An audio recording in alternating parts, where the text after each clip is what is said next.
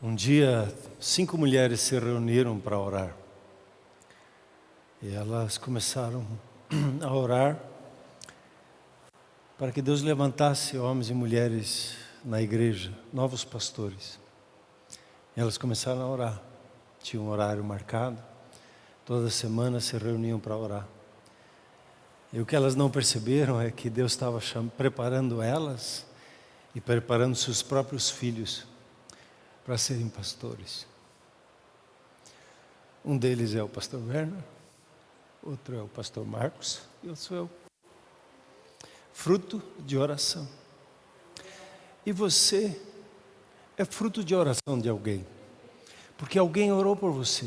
Seja um pai, uma mãe, um amigo, um colega de trabalho.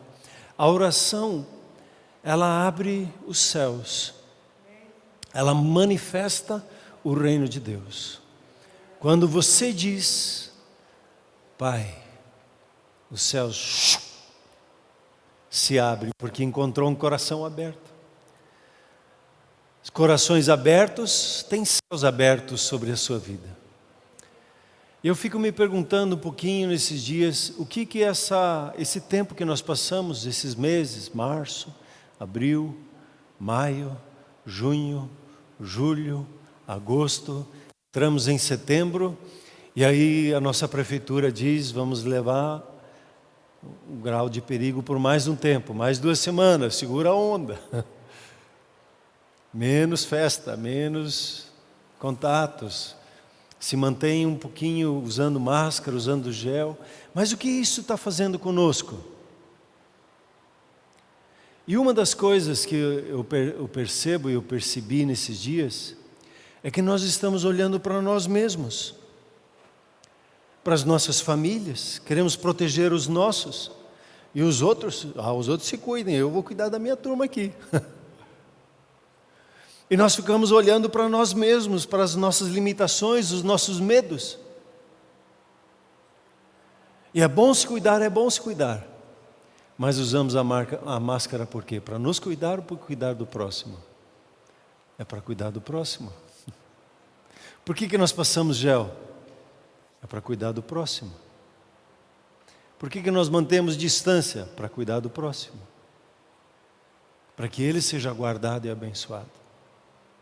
A Jéssica deu testemunho aqui na sexta-feira que quando eles, como família, perceberam que estavam expostos ao vírus, se retraíram, se resguardaram para proteger a família, para proteger os amigos ao seu redor. E graças a Deus passaram e superaram bem como família esse tempo que eles enfrentaram. E orando sobre a mensagem de hoje, o Senhor me falou, orando também sobre a oração por 3, pelo que está acontecendo entre nós. E o Senhor começou a testificar muito forte no meu coração, chega de ficar olhando para si. Levante os seus olhos e olhe para as pessoas ao seu redor. E uma das coisas que o Senhor precisa curar hoje na nossa vida, no meu coração e no seu, é a sua identidade. Porque quando nós olhamos para nós mesmos, nós olhamos para as nossas fraquezas, as nossas mazelas, os nossos problemas, e o inimigo vem e aponta o dedo e diz, você não é capaz. Você ainda não tem aquela vida que você deseja no seu coração, você ainda não está lá, não se levante para fazer alguma coisa. Diga comigo assim, perdeu. O que o Senhor Jesus diz lá em João 10:10? O inimigo, o ladrão, vem somente para matar, roubar e destruir. E eu vim para que tenham vida. E vida em abundância. Diga assim, vida abundante. Sabe que a gente acredita mais na primeira parte que na segunda? Um dia um jovem me perguntou, um adolescente, eu disse, o tio, né, sei lá, o Arno, você tem a vida em abundância? E eu titubeei em responder para ele. Porque eu comecei a avaliar a mim mesmo, como às vezes a gente faz. Mas isso não está em ordem, aquilo não está em ordem, aquele outro não está em ordem. Eu demorei para responder. Eu devia ter na lata dito sim. Porque o Senhor Jesus, Ele veio para que eu tenha vida e tenha abundância.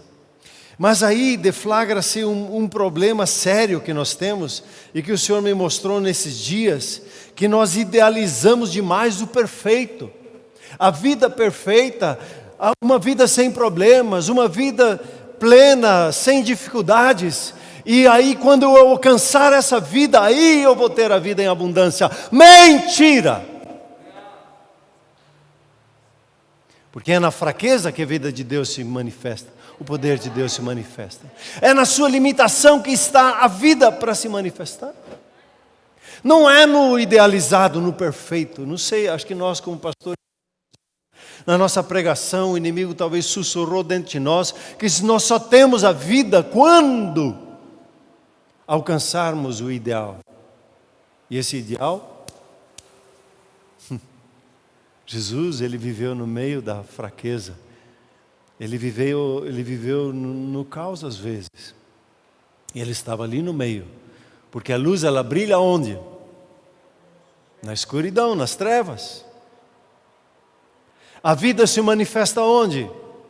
Onde tem a fraqueza, o desânimo. Nós entramos no mês que é chamado mês amarelo, né? O mês que trabalha essa questão de prevenção em relação ao desejo da morte, ao desejo de tomar a própria vida. E é muito comum, quando isso vem à tona, que nós começamos a pensar assim também.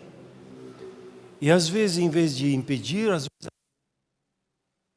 às vezes até é fomentado esse pensamento do próprio suicídio.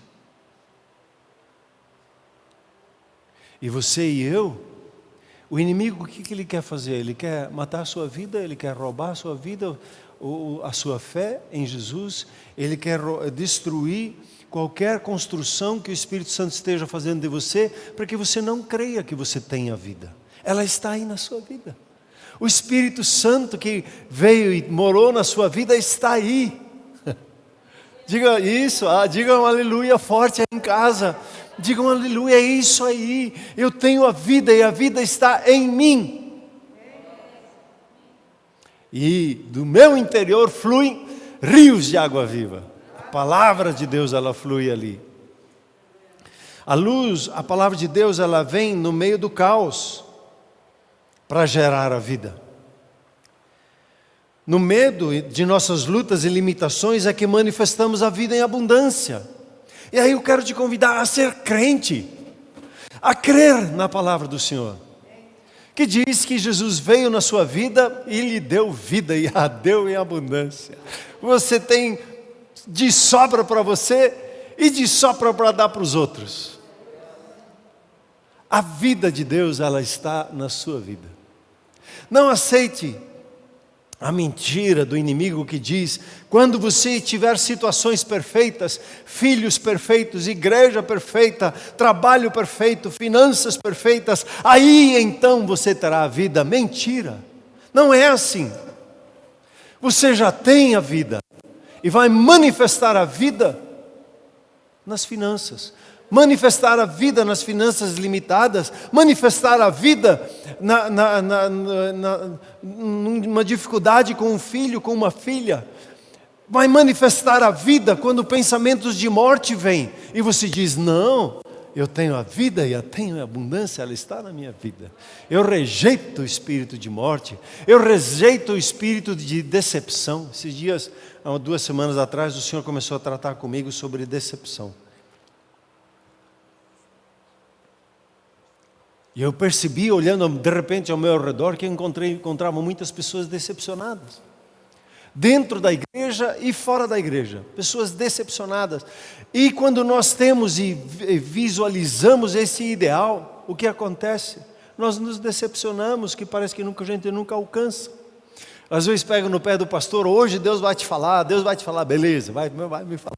Aí chega depois do louvor, hoje Deus vai te falar, hoje vai Deus falar. Daí passa a mensagem, hoje Deus vai te falar. Quando que ele vai falar? Ele falou no louvor, ele já falou na oferta, ele já falou na história, ele está falando na mensagem, ele está falando o tempo todo conosco. E a gente fica projetando coisas na nossa vida que são para agora, que estão presentes aí na sua vida. Isso é a fé. Você traz a existência crendo, que é assim como a palavra de Deus lhe diz. Eu levei um choque, testemunho do meu um pastor colega. Ele foi pregar numa igreja e ele até disse assim, durante 20 minutos, só fale comigo 20 minutos depois que eu terminei a mensagem. Ele disse, eu fico tão mexido, tão movido. E esse pastor levou ele estava convidado, o pastor levou ele para a sala dele lá, deu um lanche, e ele ficou na dele. O pastor disse, pastor, você pode orar pelo meu filho, ele é autista. E ele se desfez, ele não deu bola lá, ele estava mais trabalhando o que Deus tinha ministrado. E ele perguntou pela segunda vez, pela terceira vez. E aí ele disse, eu não aguentei. E ele é muito direto. Ele disse assim, eu acho que não tem que orar pelo seu filho, tem que orar por você. Para que você aceite o seu filho, aceite o desafio que ele está tendo. Você acha que Deus só vai te usar quando teu filho estiver saudável? Mas justamente ali você vai manifestar o amor de Deus na maneira como você relaciona com seu filho, acolhe o seu filho e ministra o seu filho. Eu fiquei chocado. Ele disse, quando ele começou a falar assim, a esposa já entendeu, já estava no chão chorando, se arrependendo, mudando a ideia de que a dificuldade ali era um empecilho para o agir de Deus na vida deles. E era justamente naquele desafio de um filho doente que a glória, o amor, o cuidado de Deus ia se manifestar naquela família. E nós achamos que só quando estiver tudo bem, aí sim que nós vamos ter um testemunho. E o nosso testemunho é justamente na nossa fraqueza, na nossa dificuldade. Relacionamentos difíceis, às vezes temos a vida em abundância e vamos deixar de estar esta vida nos fazer superar os nossos desentendimentos e vamos nos deixar tratar para que a vida que vem de Deus se manifeste. Muitas vezes achamos que por causa da dificuldade nós temos que deixar aquele problema para daí nos encontrarmos. E é nessa dificuldade que a vida vai se manifestar. É nesse problema que o poder de Deus vai se manifestar na nossa vida e por intermédio da nossa vida. Na dificuldade das pessoas que você está orando, que eu estou orando, é justamente ali que o poder de Deus vem, o amor de Deus vem se manifestar, porque Deus nos criou, o propósito dele era para o relacionamento com Ele e uns com os outros. E com as pessoas que Deus vai acrescentando na nossa vida, esse é o nosso propósito. Esse pastor até nos checou, ninguém tem um propósito particular aqui não. Nós só temos um propósito na vida. É o relacionamento com Deus e uns com os outros. Temos uma missão específica nesse propósito de manifestar o relacionamento de Deus nas pessoas ao nosso redor, nos nossos relacionamentos. Creia, meu querido, temos a vida abundante em nós. O Senhor Jesus a deu a você e Ele se chama Espírito Santo de Deus. Seja crente, meu querido. A vida de Deus, ela está aí, na sua vida. A vida abundante é sua. Basta crer. Basta dizer sim, Senhor, eu creio. E aí você entra no descanso e não fica idealizando a vida por causa desse processo de idealização. Nunca alcança o que você acha que Deus tem preparado para você.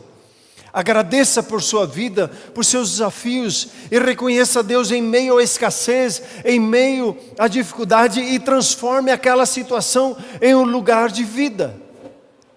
Não espere para dar o seu dízimo só depois que você tiver condições para isso. O que você acha?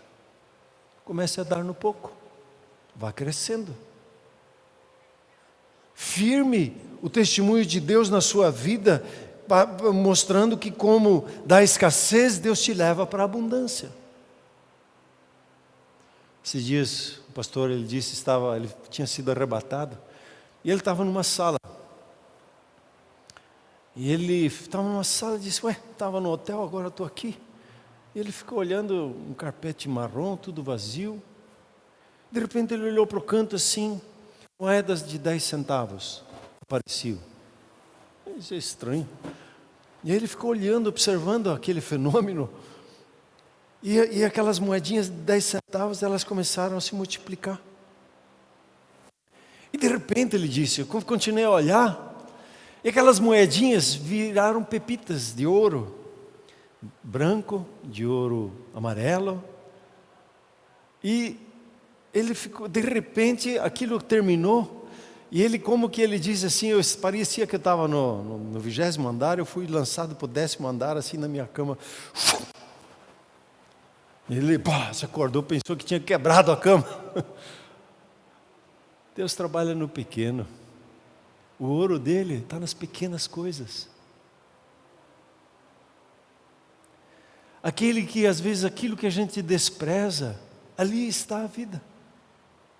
O problema que muitas vezes enfrentamos e que rejeitamos e achamos que não é assim, um problema às vezes de desânimo na alma, um problema às vezes de relacionamento, é ali, nessas coisas mínimas, que são gigantes em nossas vidas a ponto de nos limitar e nos parar, ali naquelas coisas pequenas que Deus vai trazer as pepitas de ouro dele para a sua e para a minha vida. Entre no descanso. Eu digo obrigado, Senhor, que em meio a esse desafio que eu estou, a sua glória vai se manifestar, a sua vida vai se manifestar. A vida do Senhor. Um povo curado, Ele pode curar. Amém, queridos? Um povo que tem essa vida pode dar vida. E você tem essa vida. Mas se você permite o inimigo matar, roubar, destruir, dizer para você que você não transmite a vida. Você fica limitado dentro de você mesmo, preocupado com a sua mazela, com o seu problema, como se ele fosse te comer vivo.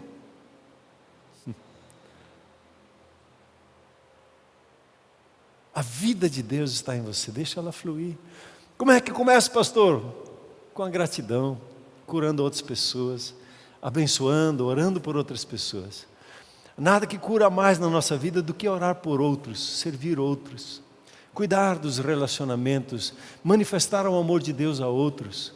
E veja isso na pessoa de Jesus. Jesus era uma pessoa curada. Por isso ele podia curar outros. Se eu não estou curado, puxa, como vai ser difícil curar outros, porque eu só vou dar o que eu tenho. Isso tem amargura no coração. Alguém me fala do seu problema, eu digo para ele, a vida é difícil, né? Também não entendo porque Deus não atende a nossa oração. Deus tinha que fazer, né? Por que Ele não faz? E a amargura, a gente traz para fora. Veja essa história do Senhor Jesus em Mateus 9, 35 a 38. E percorria Jesus todas as cidades e povoados, ensinando nas sinagogas. Veja o ministério de ensino na vida de Jesus. Pregando o evangelho do reino.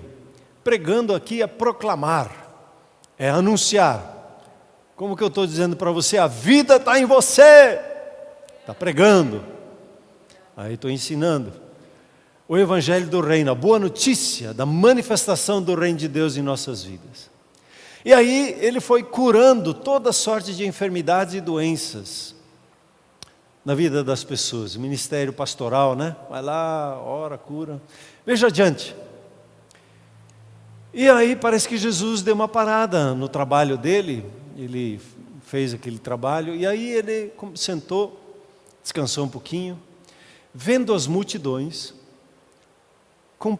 compadeceu-se delas. Desculpe, o curando era o evangelista. Ou compadeceu-se delas, vou pôr como pastor. porque estavam aflitas e exaustas, como ovelhas que não têm pastor. E então se dirigiu aos seus discípulos. A seara, quer dizer, a colheita, na verdade é grande, mas os trabalhadores são poucos. Rogai, pois, ao Senhor da seara, da colheita, que mande trabalhadores para a sua seara, para a sua colheita. Impressionante, o Senhor Jesus, Ele demonstra aqui o sentimento de Deus. Ele vê as multidões. E é pela visão que nós somos ministrados por Deus. Antes de ouvir a palavra, Ele mostra alguma coisa, Ele te dá uma visão. E Jesus, Ele ficou olhando para as pessoas. A compaixão que Ele sentiu aqui é um sentimento que provém do Espírito. Não é aquele sentimento que às vezes nós temos, que até traduzimos compaixão assim, por sentir pena do outro. Não. A compaixão aqui, ela vai até além da empatia, de sentir a dor da outra pessoa. É de estar tão envolvido e mexido no seu espírito ao ponto de fazer alguma coisa. Não só de sentir, mas ao ponto de tomar uma atitude.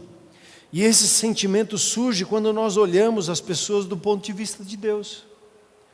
Não olhamos elas pelo que elas fizeram, por que elas têm, como elas agem. Esses dias um colega disse assim: pastor, eu tenho liberdade de falar com pessoas de posse.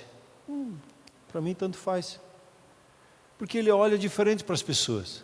As outras pessoas, o cara tem 1 bilhão, né? Não, é uma pessoa. A responsabilidade dele é muito grande por ter tudo isso. Talvez nem queira estar no sapato dele, para a responsabilidade que ele tem com aquilo que ele tem. Deus, desculpe. Deus tem uma visão distinta. E Jesus olhou para as pessoas e Ele viu a dor e a aflição delas. Ele discerniu como estava o coração daqueles ao seu redor. Quando você faz a oração por 3, Deus vai lhe levar a ver as pessoas e ver a dor delas, ver os seus desafios pessoais, ver o que acontece na vida delas. E pessoas que ele havia inclusive curado de doenças e enfermidades. Porque são coisas externas, e Jesus olhou para o coração, para a dificuldade maior que a vida da pessoa tem. A cura externa é uma coisa, mas o mais importante é a cura do coração. E quando diz aqui vendo, ele estava prestando atenção na vida das pessoas, ele estava observando elas. Ele estava olhando para ver alguma coisa. E o Senhor Jesus, ele não ficou olhando para si mesmo, ele olhou para os outros, se ocupou com as dores das pessoas que estavam juntos dele. Sabe que todas as vezes que nós ficamos preocupados conosco mesmo,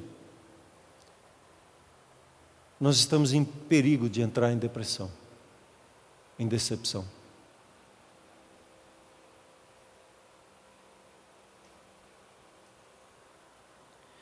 Veja os desafios do seu próximo e peça: Senhor, dá-me o teu coração para esses 3. O que está no seu coração? Tenho orado lá pelos meus 3 e perguntado: Senhor, o que está no coração deles?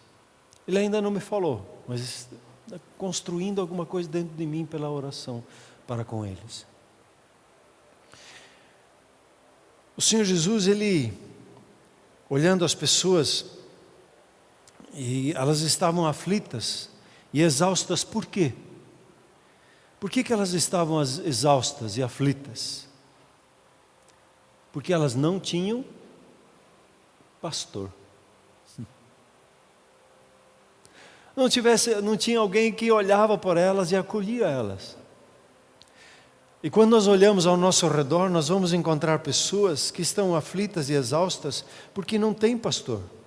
Porque às vezes nós como cristãos vivemos exaustos e cansados porque não nos deixamos pastorear.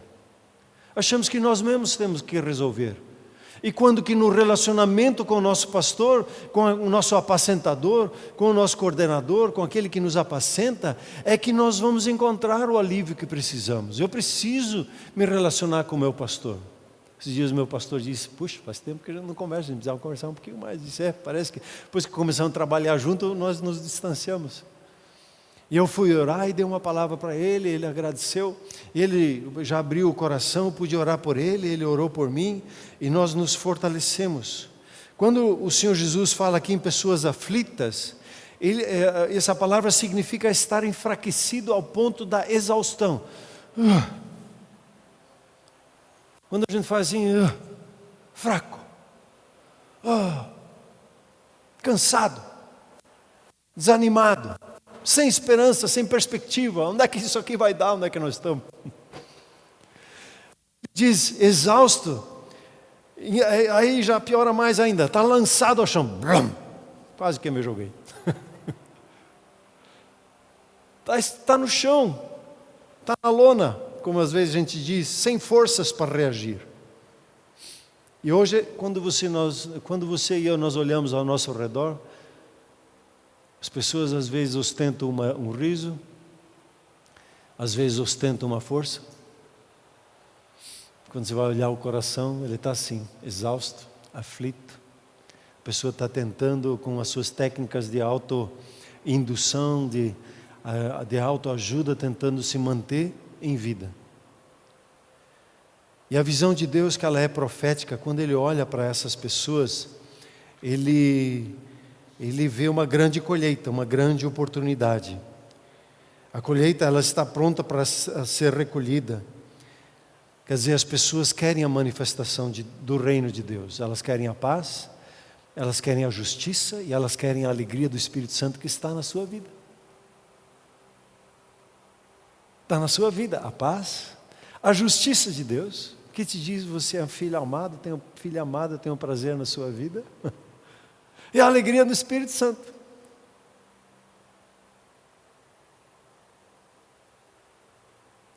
Estava no carro vindo para cá. Aí tinha uma música lá, eu estava assim, né? Rindo. Com a música celebrando. Assim, está puxando o laço aí. Diz, falta uma bota aqui diferente para ficar mais. A celebrar com as coisas pequenas da vida, celebrar a vida. Puxa, estamos indo para a casa do Senhor, vamos celebrar isso. A necessidade que o Senhor Jesus diz é que nós precisamos de pessoas disponíveis.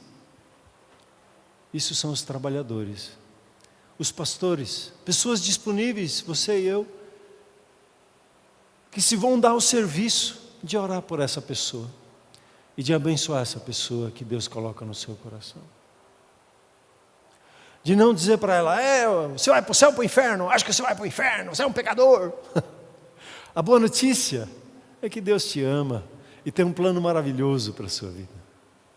Você só não está experimentando essa vida em abundância porque tem um limitador chamado pecado, e esse limitador Jesus tirou na cruz. Eu não consigo por mim mesmo chegar a Deus. Jesus foi lá na cruz.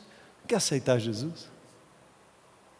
Hoje é seu dia de aceitar a Jesus, de entregar a sua vida de coração a Ele. A palavra profética, ela diz lá em Amós 8:11, o seguinte: eis que vem dias, e esses dias nós vivemos hoje, diz o Senhor Deus, em que enviarei fome sobre a terra. Que tipo de fome? Não de pão, nem sede de água. Que tipo de fome? Fome de ouvir as palavras do Senhor. Não é fome da palavra, é de ouvir as palavras. De ouvir uma palavra de Deus que venha pela sua boca na vida dela. Deus te dá, você ora, Deus te dá uma palavra, você entrega a ela. Isso que as pessoas têm fome.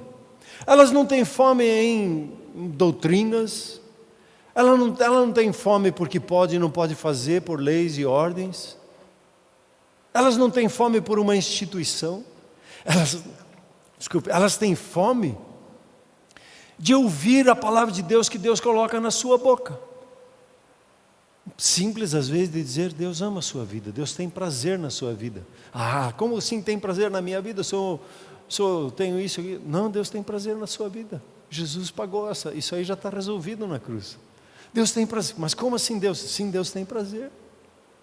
A boa notícia, que é boa demais para ser verdade, que o Evangelho significa, é de chegar na vida de uma pessoa e falar da bondade de Deus no amor dela. E Deus, Ele está buscando, e a necessidade pela qual nós oramos é: Senhor, dá-nos pessoas disponíveis a isso. Pessoas que dizem: sim, ok, eu estou disposto, me usa, Senhor. Quem o Senhor quer enviar, eis-me aqui, eu estou disposto. Nós não somos parte do problema. Nós somos parte da solução, como Deus tem falado muitas vezes aqui. Como é que nós trazemos solução? Orando. A oração por 3 muda o mundo, muda o bairro, muda a nossa família, a nossa parentela, muda o ambiente em que nós estamos. A oração, ela é a oportunidade de Deus para Deus agir sobre a face da terra por intermédio da sua vida. Deus age sobre a face da terra, você já sabe disso, por pessoas disponíveis. Por que Deus não faz? Porque eu não me disponho para fazer. Eu preciso ir lá e executar a oração.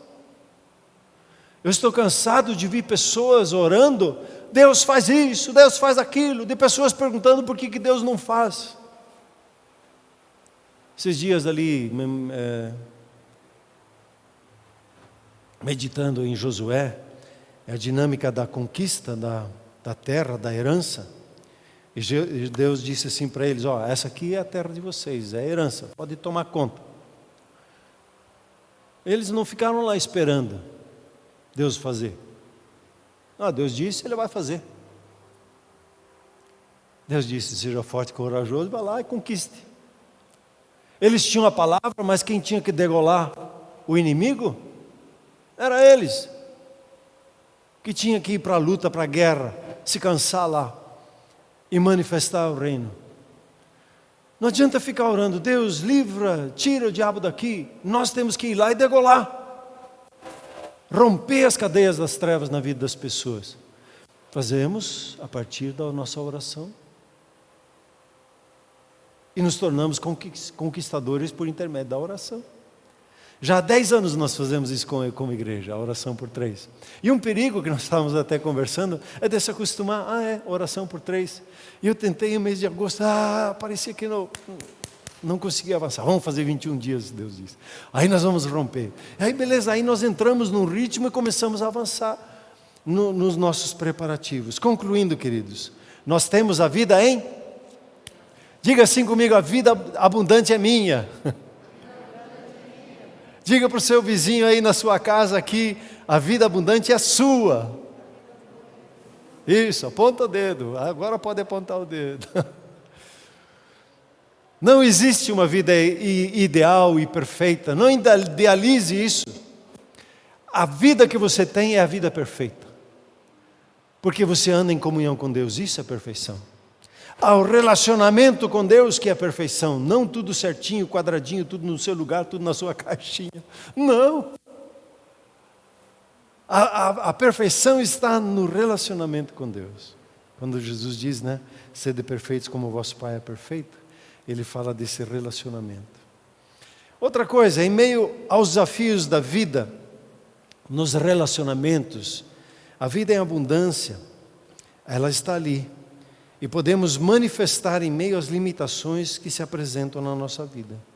Jesus cura porque Ele era curado, porque Ele vivia o relacionamento com o Pai. E a partir desse relacionamento com o Pai, Ele recebia a palavra, e essa palavra que as pessoas tinham fome, Ele entregava. Ele unia, como é que diz lá, o útil ao agradável. Deus dava o pão, e o queijo e a faca para ele só cortava e dava para as pessoas, compartilhava o pão da vida. Pessoas curadas, elas curam. E você, meu querido, minha querida, você tem a cura em Jesus na sua vida.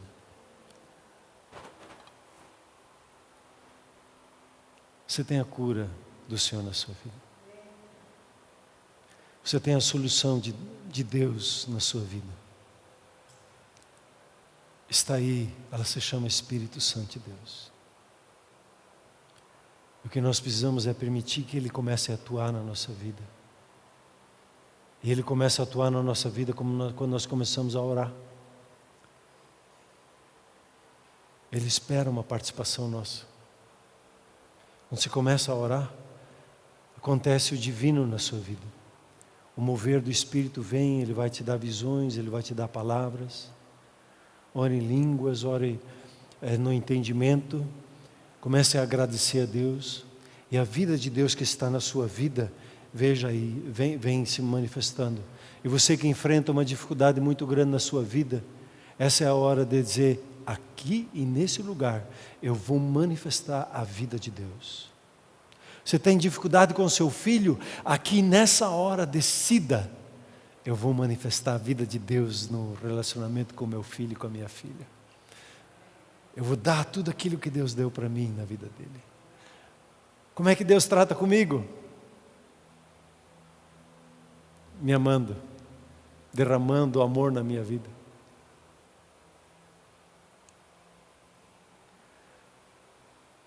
E esse ato de derramar o amor na minha vida, o cuidar dele na minha vida, é que me transforma. E nós temos talvez da religião um entendimento assim: quando você for transformado, aí eu vou te amar. Quando você for o meu ideal aqui de filho, aí que eu vou te amar. Não. Nosso Pai nos ama como somos. E o seu amor vai sendo derramado e nós vamos sendo transformados em nossa caminhada. Então se disponha nesse dia a manifestar a vida. E comece no pequeno.